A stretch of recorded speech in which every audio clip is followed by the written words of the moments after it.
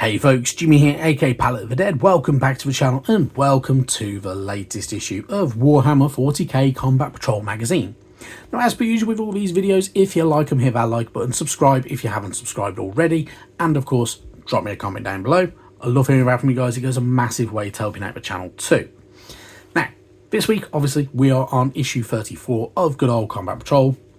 It is part 2 of our Chaos Space Marine Legionaries. So, we get this sprue, and we also get the 10 bases, and mixed with, obviously, these sprues, makes up your 10 Legionaries, and you can have a whale of a time with good old Chaos Space Marines. This will probably be what I'm doing over the weekend, in all honesty, building these guys up, and hopefully undercoating them. But yeah, so, really, really good stuff, and they are pretty cool. They're pretty good-looking minis. They're far better than the old Chaos Space Marine Warriors that you used to be able to get, in all honesty, in my opinion anyway. So yeah, these are pretty good, so chuffed with that. Painting them, very, very straightforward. I've already mentioned this before. Spray paint is your friend with these guys. They are so much easier if you can spray them. So you want yourself some Abaddon Black spray paint, or the alternative, the equivalent from good old Colourforge, or you can go with Corvus Black or Raven Black. It's known in Colourforge's paint scheme. You can go with your cheaper spray paints if you really, really wanted to. However, some of them may not give you the results you want. So, you know, the Colourforge paint and the Warhammer paint are specialised for plastics over everything else, and they're kind of formulated in that way. So they're a little bit less kind of potentially damaging as what some spray paints can be. Anyway, painting it with spray paint will save you a lot of time and effort. Going over it with dry brush, you can do it, but I always find that that'll take you even longer. So why would you want to waste your time, in my opinion? So, your choice, though. But I mean, if you are going to spray paint them, you're only going to need to really do all the details. So you're going to need a bit of lead belcher. You're going to want some good old corn red or Mephiston red if you want to do it that way. Catachan flesh, all that type of good stuff. And you can get some really, really, really good looking colours out of it. Make it look really, really good. Have a bit of fun with it. Retributor armour, Wraithbone, the entire lot. A bit of Norn oil in for fun. And yeah, happy days. Very, very straightforward. Very, very kind of simple, but there's a lot of detail on the mini, so there are a lot of little nooks and crannies to get into. So take your time, enjoy though, but spray paint is your friend with these guys. And yeah, straightforward. Very, very, very straightforward. When you're done and you've gone through all your shading and everything like that as well, you're going to have something that looks like this. Now, these are really, really good tabletop quality minis. You're going to want to probably do a little tiny bit on top of it, so maybe a bit of edge highlighting with some Stormhost Silver, or even going back over the gold areas with a little bit of Retributor armour, just not going into the recesses to kind of bring the gold back out of it. But you do not have to. Even leaving it like that still looks pretty good, in my opinion. So you can just leave it like that if you wanted to, but otherwise you're going to have some pretty cool looking minis no matter how you do it, I'm sure.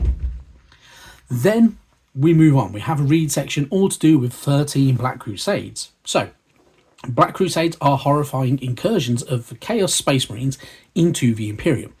They are led by great warlords who take their troops into the Imperial territory to continue the long war against their ancient enemy. Of all the Black Crusades, the best known are those that were led by Abaddon the Despoiler. So, the 13 Black Crusades of Abaddon the Despoiler were some of the worst chaos attacks known to the Imperium. Over thousands of years, citizens have lived in fear of another apparently unpredictable attack from deep in the Eye of Terror.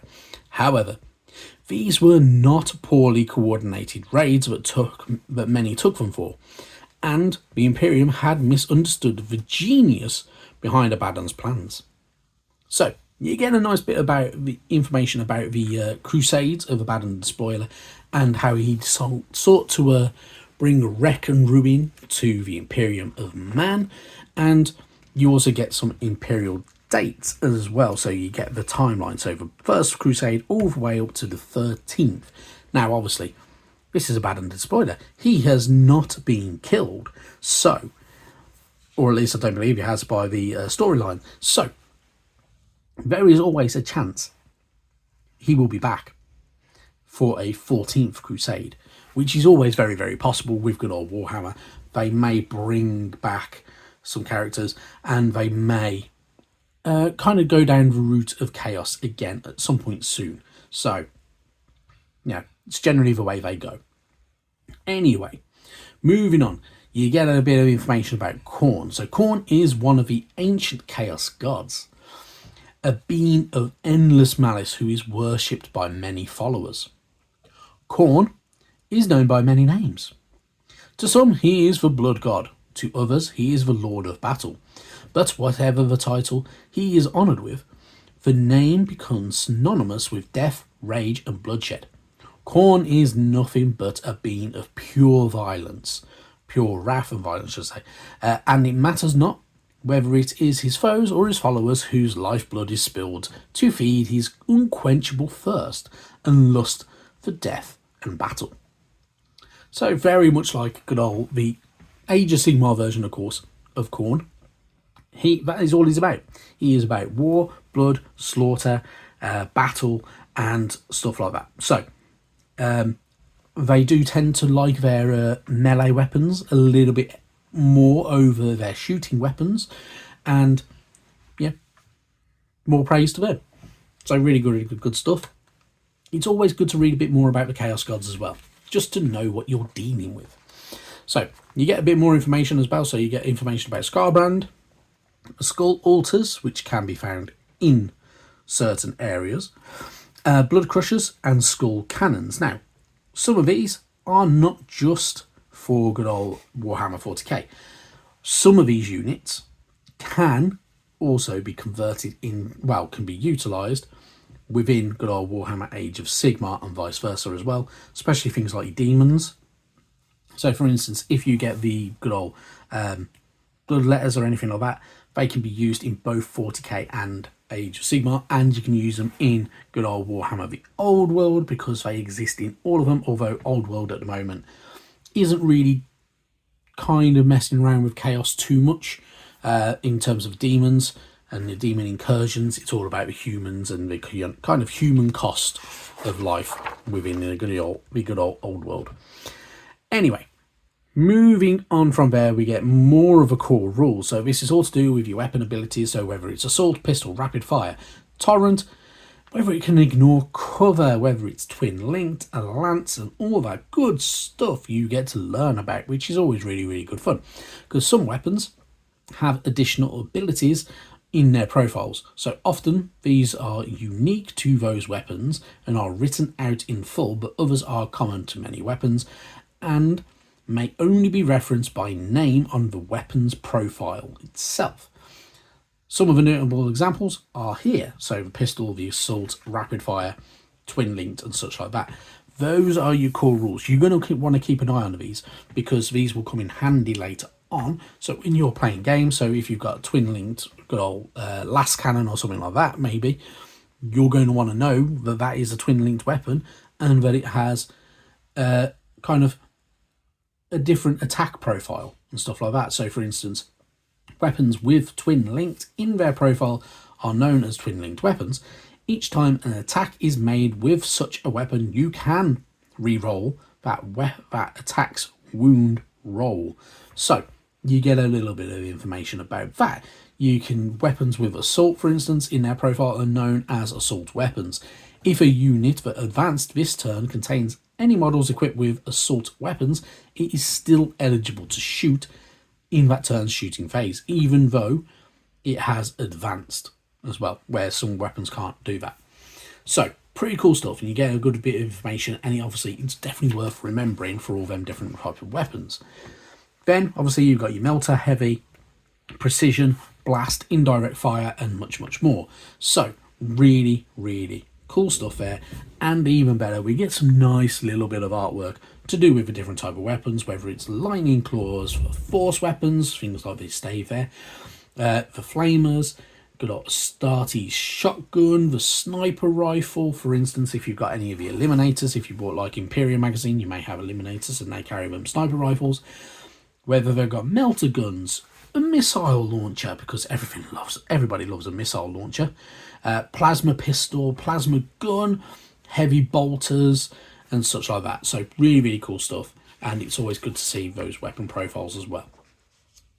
Then moving on from there, we've got our good old scenario. So obviously last week we didn't have a scenario. This week we do. So Servants of the Gods. So this is all about chaos going up against pretty much anything, really, that wants to go up against them. So you can use the Chaos Space Marine player who takes the Dark Apostle with his 2 Dark Disciples and the unit of 10 Legionaries that we've now had and deploys them in their deployment zone, so down that side of the board.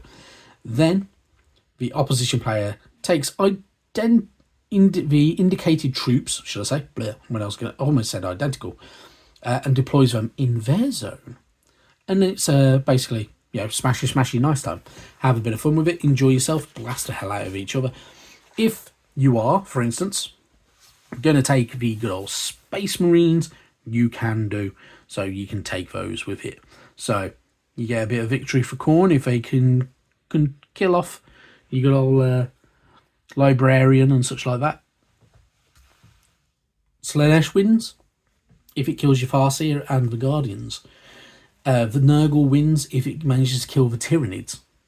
Yeah, happy days. And Tzeentch wins if it kills anything, pretty much. So, it's the way it kind of works. Because chaos works in mysterious ways. Then we get a nice bit of information blurb on the back. So Chaos Undivided on the back. Those who have won a victory in the name of each mighty Chaos God can claim the honour of serving Chaos Undivided. So if you win 4 times when playing as Chaos, you are a champion of Chaos Undivided. So, happy days. Then we're going to move on from there. So, next week is part 1 of 2 again. So, we get the Havoc. So, 5 of the Chaos Space Marine minis with heavy weapons. So, as you can see here, we have a minigun, we have a heavy bolter, we have a rocket launcher, we have, I don't even know what that thing, can't even think what that is.